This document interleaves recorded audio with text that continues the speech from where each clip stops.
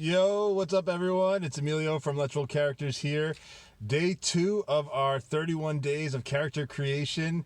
And today's prompt is the word float. So let's get started. So, got my little cheat sheet here. We're going to start rolling a D10 for Ancestry. Let's see what we get. 4, that is Gnome Ancestry. Another D10 for Culture. That is a 2, so that is Dwarf Culture. Oh, this actually reminds me of a character that I'm playing in a game right now. Next up is a D12 for Class. And 11 is a Warlock. And now a D20 for Background. That's a 6. So that is a Gladiator. Gladiator. Oh, man. Okay. All right. A Gnome, Dwarf, Warlock, Gladiator, and last but not least, a D4 for Gender.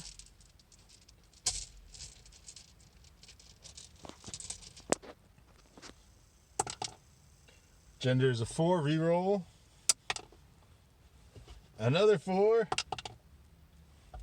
And that is a 3. So it's a non-binary character. Okay. So we have a Gnome Ancestry, Dwarf Culture, Warlock. So it'll be interesting to think about who their patron is, who has a background as a gladiator and who is non-binary. Okay. So let's think of some initial thoughts here. So how did they go from being a gladiator to a warlock? That's probably the key question here. Well,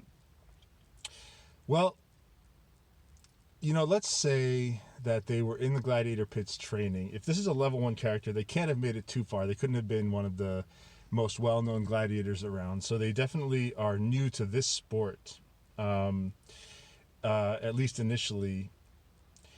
I think they get injured in the gladiator rings and are unable to continue fighting the way that they used to. And our ability scores will help us with that.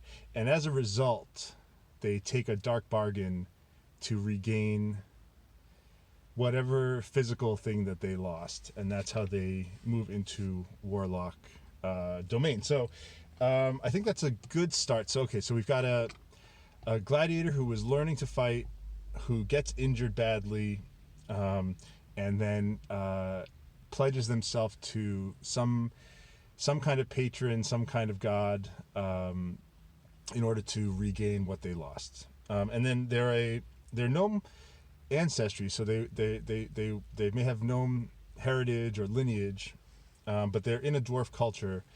I'm gonna say that they were actually probably a pretty good fighter initially, or they had some special skill initially that led them to actively seek out this dwarf culture. They weren't just dropped in there. They didn't arrive there by some, mistake or by their parents being killed. They sought out these gladiator pits to learn to fight better because of whatever their particular skill was that they had.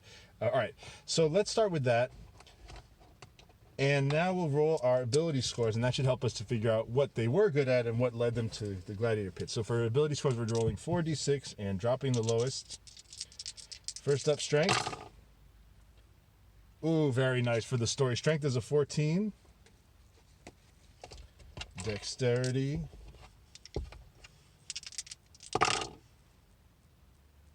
That's an 11 dex. Makes sense. Not the greatest dex because of their injury. For Constitution, we have a 12. They're fairly hardy, a little above average. Intelligence is another 12.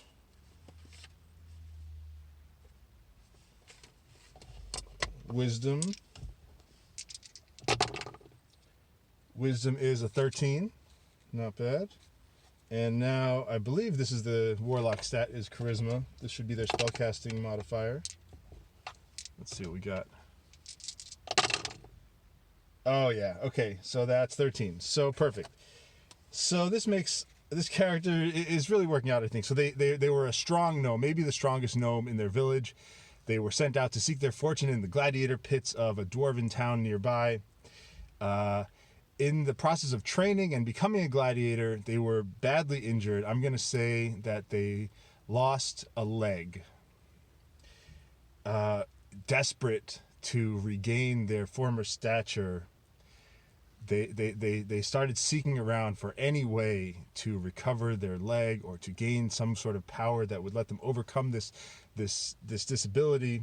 And as a result, they turned to a patron. Now, I guess I've had this question of whether or not at first I was thinking it's an evil person, but actually maybe it's a good patron. Maybe it's a good deity who wants to help them out and help them to find their path again now that they've suffered this loss. So I think that's what I'm going to go with. It's a patron that's trying to help them along their way, help them find themselves, and to embrace this new life. Although they've been injured, there are other powers that they can call on to do the things that they want to do. And that's where we will bring in our prompt of float. So because of their injury, they have difficulty getting around. And as a result, one of the powers that their patron bestows on them is the ability to hover slightly above the ground, to float up and down, not, completely at will. There's a cost to it. And then maybe that's something that you guys can figure out if you use this character. But that's character number 2 for 31 days of Let's Roll Characters. Hope everyone's enjoying. Thanks so much. Bye.